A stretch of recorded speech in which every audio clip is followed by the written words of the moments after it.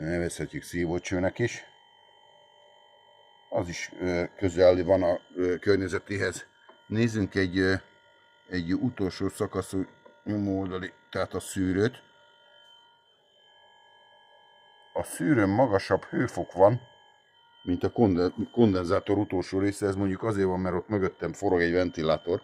De a lényeg az neki, hogy az a durva, hogy a legutolsó szakasz, ami a kapillárcső előtt van, az is még ezt méri. És akkor nézzünk egy nyomást, és ott van, hogy ez bizony alacsony nyomás. Na most, ugye természetes esetben mindenki arra gondol, hogy ez a hűtőgép ez most gyakorlatilag gázhiányos. És azért van ez a problémája neki, ami teljesen jogon gondolkozik minden klímás, csak egy baj van, hogy ez R600-as. A 600-as az negatív nyomáson megy, és itt szokták nagyon összetéveszteni a dolgot. Ha kiukad a hűtőgép, akkor a szívóoldali nyomás az nem lehet ilyen, hanem kiegyenlíti a légköri nyomásra, tehát 0 bár körüli nyomást fogsz mérni.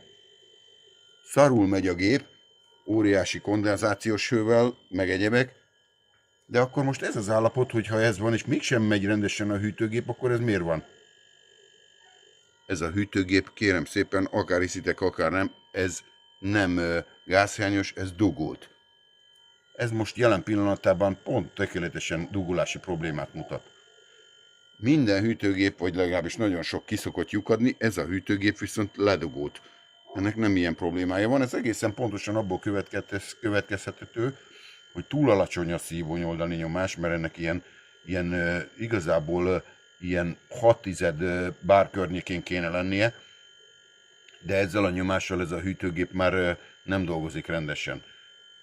Viszont az alacsonyabb a elektromos felvett teljesítménye is, ami mutatja, hogy a kompresszor nem a megfelelő terheléssel megy, és azért nem lyukas, mert ha lyukas lenne, akkor az áramfelvétel megnőne, nem úgy, mint egy klímánál, hanem pont fordítva, és a szívóoldali nyomása, az pedig a légköri nyomásig kiegyenlítődne, a hűtőgépen belül nem a izobután lenne a fő állapotban, mint hűtőközeg, hanem keveredik a levegővel, és particionális nyomás jelentkezik benne, ami még ilyen esetben a belső elpárologtatóban a injektációs hangot, a bespriccelésnek a hangját is megváltoztatja.